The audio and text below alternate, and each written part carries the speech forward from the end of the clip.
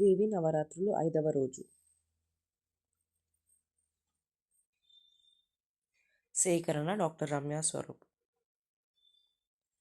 తేదీ 26/9/2025. రోజు శుక్రవారం. తిథి పంచమి. రంగు ఆకుపచ్చ.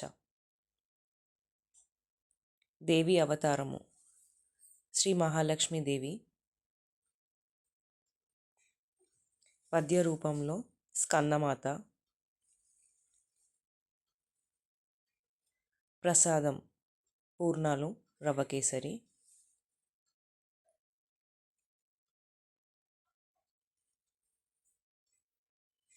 పుష్పం ఎర్ర గులాబీలు, కలువలు.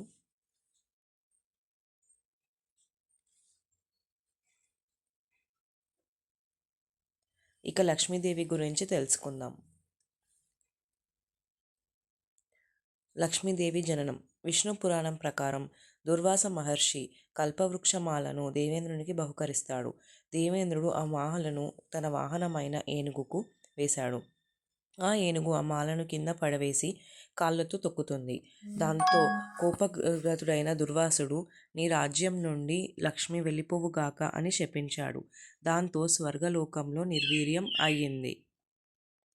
ఐశ్వర్యం నశించిపోయింది. ఇదే సమయంలో రాక్షసులు బలవంతులయ్యారు. రాక్షసులు దండయాత్ర చేసి స్వర్గాన్ని స్వాధీనం చేసుకున్నారు. ఇంద్రుడు, ఇతర దేవతలు బ్రహ్మదేవుడి వద్దకు వెళ్ళి జరిగిన విషయాలు వివరిస్తారు. విష్ణువు వారికి ఒక పరిష్కారం చెబుతారు. అమృతాన్ని స్వీకరించి బలాన్ని పొంది రాక్షసులను ఓడించవచ్చని, సిరి సంపదలు మళ్ళీ పొందవచ్చునని, అందుకోసం క్షీరసాగరాన్ని మదించాలని విష్ణువు సలహా ఇస్తారు. అయితే క్షీరసాగర మదనం దేవతలకొక్కరికి సాధ్యమయ్యే పని కాదు. రాక్షస గణాన్ని కూడా క్షీరసాగర మదనానికి ఒప్పించి క్షీరసాగరాన్ని మదించడం మొదలు పెడతారు.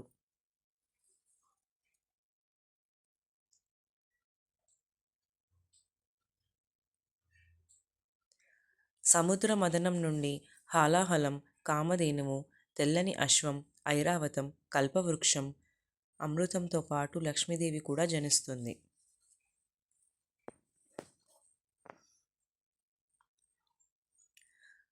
ఆ సందర్భంగా లక్ష్మీదేవి శ్రీ మహావిష్ణువును వరిస్తుంది. లక్ష్మీదేవి జననంతో ముల్లోకాలకు సుఖ సంతోషాలు తిరిగి వచ్చాయి. దేవతలు అమృతాన్ని సేవించి అమరులు అయ్యారు. ఇంద్రలోకంలో సిరి సంపదలు మళ్ళీ వచ్చాయి. అప్పటి నుంచి లక్ష్మీదేవిని సంపదలు, శ్రేయస్సు, వైభవానికి ప్రతీకగా కొలుస్తారు. ముఖ్యంగా శుక్రవారాన్ని లక్ష్మీదేవికి ప్రీతికరమైన రోజుగా పురాణాలు పేర్కొంటాయి. అందుకే శుక్రవారం రోజు ప్రజలు భక్తి శ్రద్ధలతో అమ్మవారిని పూజిస్తారు. ఇది లక్ష్మీదేవి జననం గురించి. ఇక వేరే విషయాలకి వస్తే, లక్ష్మి హిందూ మత ప్రధాన దేవత. ఈమె త్రిమూర్తులలో ఒకరైన విష్ణువు భార్య. పార్వతీ సరస్వతితో పాటు ఈమె త్రిదేవతలలో ఒకరు. ఈమె డబ్బు, సంపద, శాంతి, శ్రేయస్సు, అదృష్టాలకు దేవతగా పరిగణించబడుతుంది. భారతదేశంలో దీపావళి పండుగ నాడు హిందువులు ఈమెని పూజిస్తారు. లక్ష్మీదేవి చీర కట్టుకొని ఆభరణాలను ధరించి చాలా అందంగా, ఆకర్షణీయంగా ఉంటుంది. లక్ష్మీదేవి 4 చేతులతో ఉంటుంది.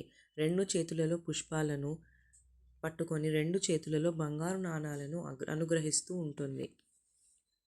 తామర పువ్వు మీద కూర్చొని సాధారణంగా ఏనుగులతో ఉంటుంది. ఈమెకు అనేక అవతారాలు ఉన్నాయి. విష్ణుదేవేరి అయిన లక్ష్మి విష్ణువు భూమిపై రకరకాల అవతారాలను ఎత్తగా అతనితో పాటు ఈమె కూడా భూలోకంలో అవతరించింది. రామాయణంలో రాముడి భార్య సీతగా ఆయనను వివాహం ఆడింది. మహాభారతంలో కృష్ణుని భార్య రుక్మిణిగా అవతారం ఎత్తింది. కలియుగంలో వెంకటేశ్వర స్వామి భార్య పద్మావతిగా అవతారాన్ని ఎత్తి అతనిని వివాహం చేసుకుంటుంది. లక్ష్మిని మహాలక్ష్మి అని కూడా అంటారు.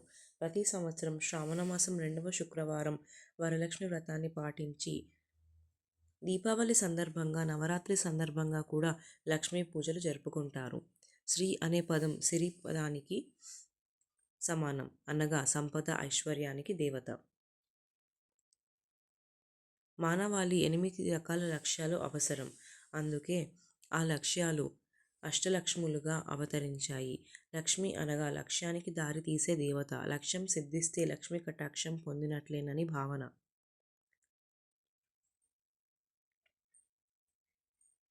అష్టలక్ష్ములు. ఆదిలక్ష్మి.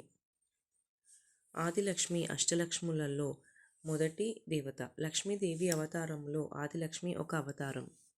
ఆదిలక్ష్మి అష్టలక్ష్మి హిందూ సంపద దేవత దేవి లక్ష్మి 8 వ్యక్తీకరణల సమూహం. ఆమె 8 సంపదలను భక్తులకు ఇస్తుంది.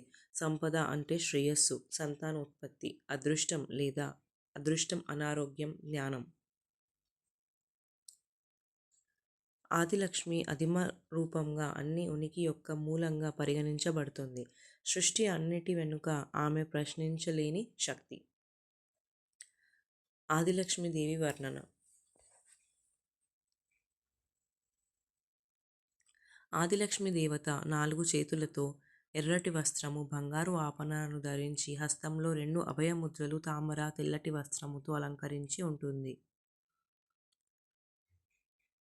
సృష్టి మొత్తం ఆదిలక్ష్మీదేవి గర్భం నుండి పుట్టిందని నమ్ముతారు.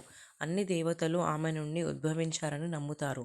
ఆమె సృష్టి యొక్క స్త్రీ లక్షణాన్ని విష్ణువుతో పాటు విశ్వంలో అన్ని సంపదలకు మూలం. ఆదిలక్ష్మీదేవి తన భక్తులందరి భయాన్ని పోగొట్టి సంపద, విజయం, సంతోషాన్ని ఇస్తుంది. ధాన్యలక్ష్మి 8 చేతులతో పచ్చని వస్త్రాలతో ఉంటుంది.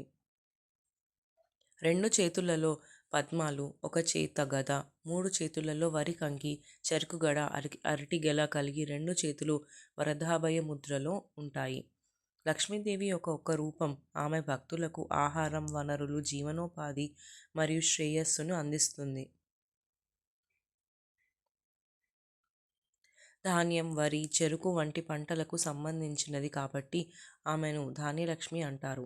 ఆమె తన భక్తులకు ఆహారం, ఆస్తి మరియు ఆర్థిక స్థిరత్వాన్ని ప్రసాదిస్తుంది. ధైర్యలక్ష్మి. ఇది దుర్గాదేవి ప్రేరణతో కూడిన ధైర్యం మరియు వీరత్వం కలిగిన లక్ష్మీదేవి రూపం. వీరలక్ష్మి అని కూడా అంటారు.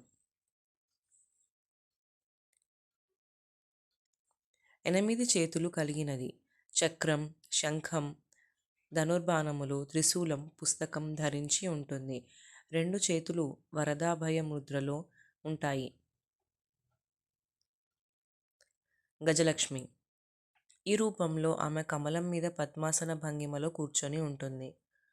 ఆమెకు 4 చేతులు ఉంటాయి.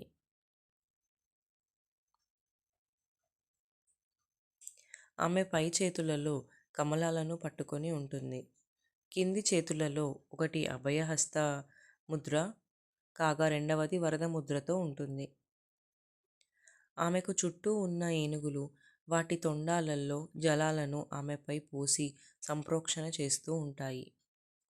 ఈ అంశంలోని రూపం శ్రేయస్సు, అదృష్టం, సమృద్ధికి ప్రతినిధిగా ఉంటుంది. సంతానలక్ష్మి. ఈమె సంతానాన్ని ప్రసాదించే దేవతగా పూజింపబడుతుంది.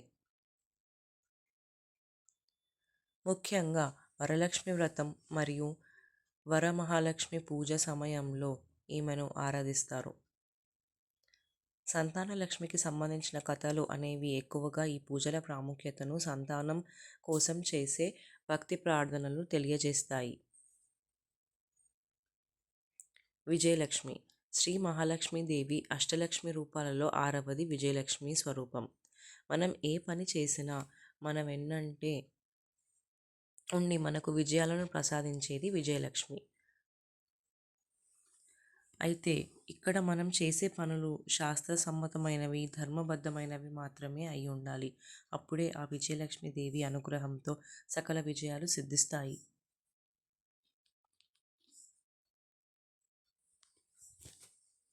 ఎనిమిది చేతులతో ఎర్రని వస్త్రాలు ధరించి శంఖం, చక్రం, ఖడ్గం, డాలు, పాశం ధరించిన అవతారాలతో ఉంటుంది.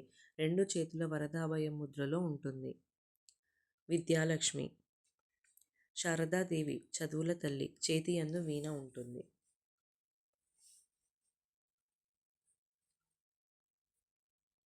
ధనలక్ష్మి. 6 హస్తాలు కలిగిన మూర్తి.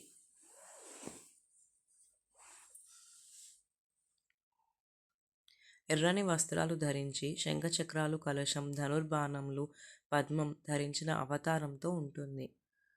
అభయముద్రలోనూ చేతిలుండి బంగారు నాణేలు వర్షిస్తున్నట్లు చిత్రింపబడింది. ఇది లక్ష్మీదేవి గురించి సమాచారం. ధన్యవాదములు. ఇలాంటి మరిన్ని వీడియోస్ కోసం సబ్స్క్రైబ్ చేయండి. రమ్యమైన రచనల సమాహారం.